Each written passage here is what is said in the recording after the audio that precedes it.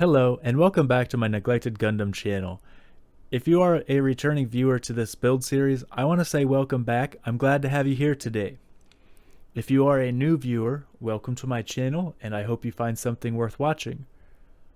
All that being said, I want to let you know that this video is about a week late because I did go on vacation. That vacation started the same week as week 4, and since I post these videos a week behind what the competition is for gallery, that is the reason why this video is a little late, because I did not edit it. I had like 2 days to edit it before I went on vacation, and then I went on vacation.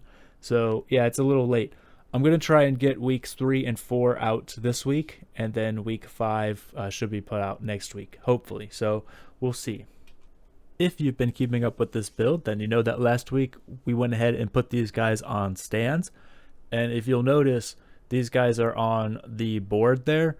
That board is what I'm going to be transforming into the actual base of this diorama.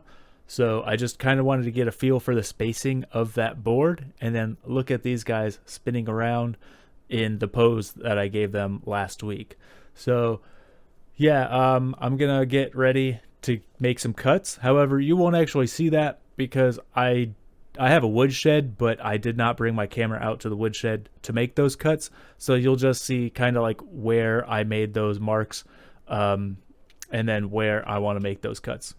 So to help me remember all those measurements I need, I went ahead and drew up a very rough draft of this diorama. So as you can see on the bottom, you have the base.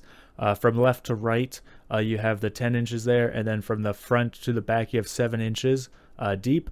And then you have the support beams and how long they should be, and then where those support beams should be drilled in as well. So as you can see, I do have those lines for where those cuts shall be. And when it comes to the support placement where I need those holes for the supports to be on this, I did all that by eye. I just put them on their stands where I wanted them in that 7 inches by 10 inch space. And I kind of just like imagined where those holes should be. So nothing special with that, but I did come up with that measurement. Coming up shortly, you will see that sketch that I made again, and I just want to point out that it is very specific, where you see the 1 to 10 inches for the length of it, and then the depth of 1 through 7. I had to be very specific with where those numbers were for the support holes, because it had to go from left to right and then from the front to back. And I almost made a mistake for the support hole on the right, because just out of convenience, I almost put the tape measure from the back to the forward. And I almost used that measurement of 3 3/4 from the back to the front with the tape measure, and that would have misplaced that hole. So I almost made that mistake, and it should have been from the front to back, which I'm glad I realized that. So it is very easy to mess these things up. So that's why you have to measure twice and cut once. In this case, I measured it, must have been like, I don't know, 6 times or whatever, because I just did not want to mess it up. I didn't want an extra hole in there because the texture of the top of that is very specific, and I didn't want to have to putty it over. So yeah, I'm glad I caught that. From the front to the back is how I measured it with the tape measure. The next thing I want to point out to you is when you place the ruler down on your marks that you already marked, for example, the ones on the left and the right, when I'm trying to match them up, I want to go ahead and put the ruler down, and then I'm going to use the pencil to go back on the left side and the right side to make sure that the ruler is in its proper place before I put that final mark down on the right where the support should be. So I guess like you might be rolling your eyes if you've used a lot of rulers in the past and be like, yeah, that's obvious. But that's something I had to learn, so I'm just pointing it out. I learned that maybe, I don't know, a couple years ago, and I just always think of that when I put the ruler down. So there you go. If you've been around my channel long enough, you know that when I make a mark on either plot plate or in this case the wood here, the base, I like to put tape over my markings. That way they stay crisp and clean, and they're not going to smudge if I accidentally touch them. So just a cool, quick tip for you.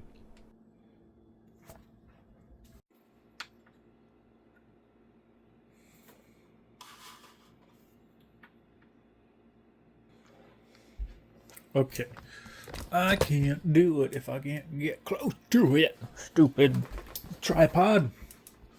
Stupid tripod. Get out the way, man. Dude, trying to make social content is so hard.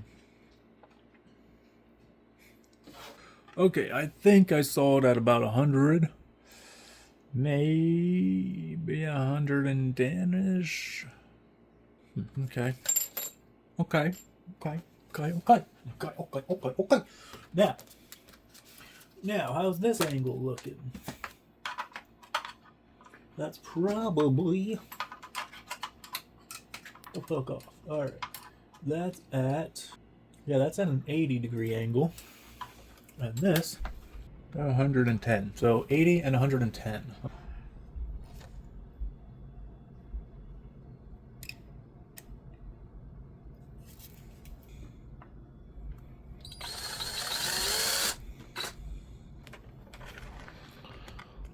$110.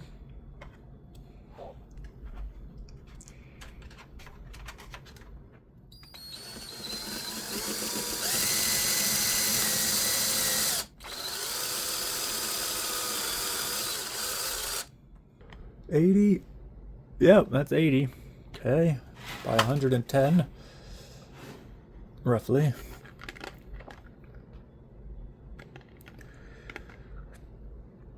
Yeah, it's like 112. Okay, well, it's close. 2 degrees off. All right. 80 by 112. Okay. Good. Good, good. Yep, sometimes I just talk while I'm filming, so yeah, you're gonna get some candid stuff in my videos sometimes if it's the work in progresses. So yeah, you're gonna have to put up with that.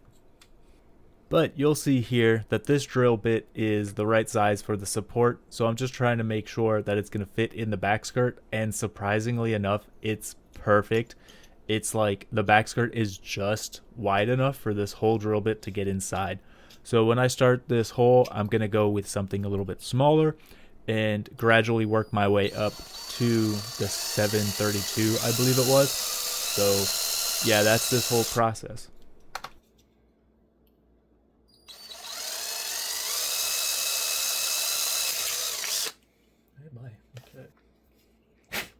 Okay, so I'm keeping pressure to this side because it feels like that side needs to be scraped out more.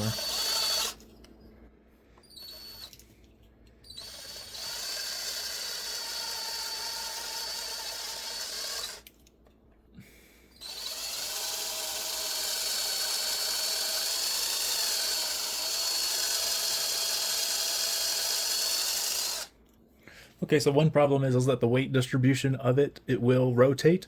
So I'm going to have to epoxy putty the rod into the bottom. And then if I do that, it still will rotate at the top. So I'm going to have to glue that joint in too. So he's kind of just sitting at that angle, or whatever angle I choose. But the thing is that now I can decide the angle for his leg. So that's great. Because now I'll have a better representation, and I can keep him from spinning if I just do that. Just hold him up. Very cool. Okay, good. I'm going to figure out some stuff and I'll be back. Okay.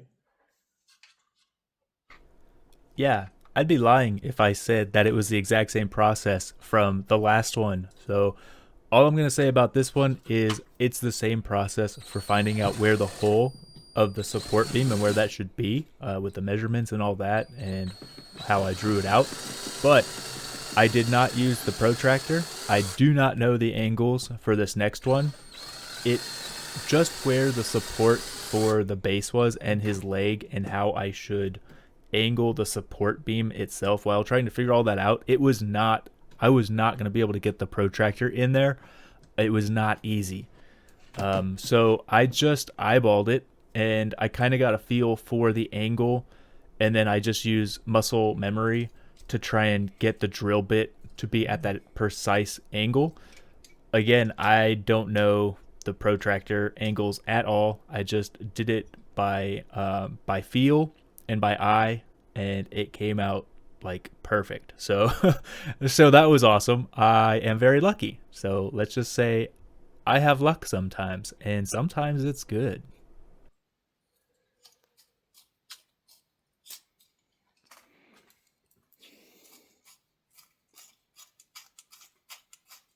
Not straight in.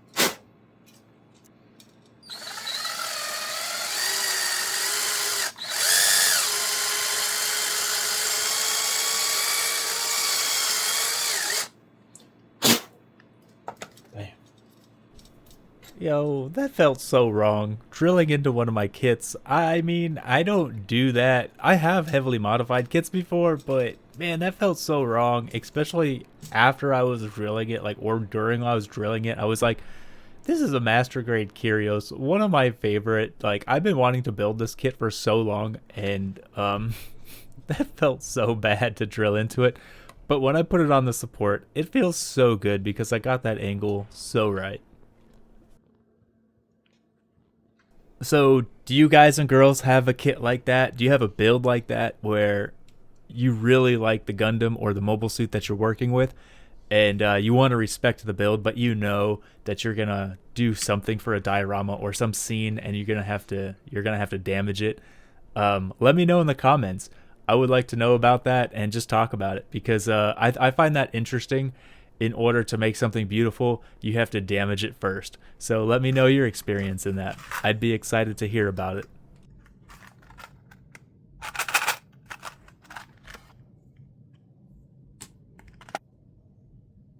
Last but not least for this video, we're going to go ahead and pin these guys to their supports so they can't rotate around.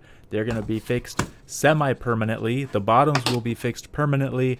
The tops where the Gundams will be situated, it's going to be semi-permanent as I will pin them. I can take those pins out, take their parts off, take them off of there. So yeah, that'll be the last part of this video. And this case that you see here, this is the case that my father had left for me. It is all his drill bits. Well, not all of them. He has so many, but this was one of the cases that he left me. It has the wood, the concrete, and the metal. So I went ahead and chose the appropriate metal size so I could drill through that aluminum. In order to drill through the plastic, I used the God hands, and that just cuts through that plastic like butter. But I did not want to use those God hands through the aluminum, so I used the metal drill bits here, and I think that worked out very well. I am happy that I switched to the specialized drill bits for that. There's no way I'm going to dull my God hands. That's its flush. That's not going anywhere.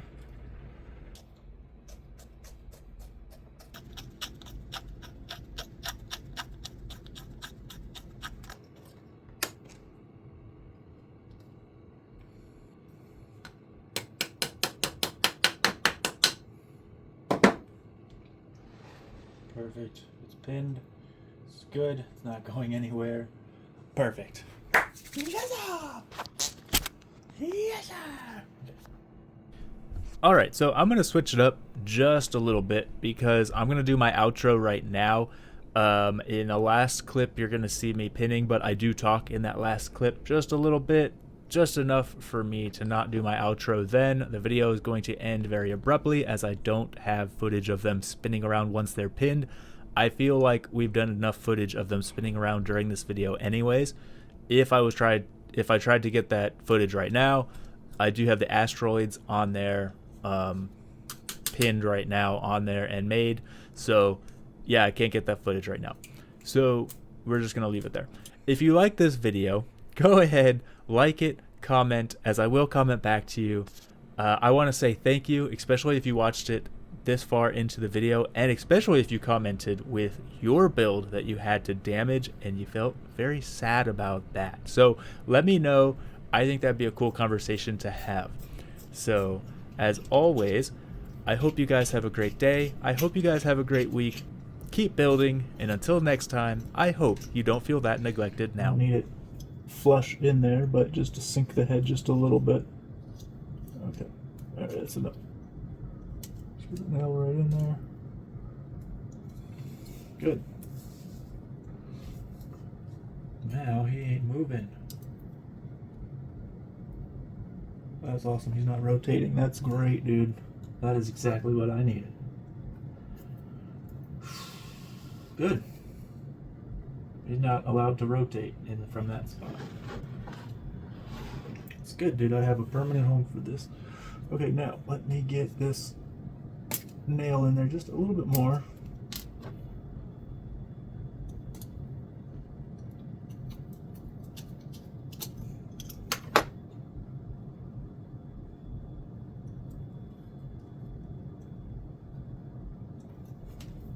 Okay, I think that's about all I'm going to do with the nail.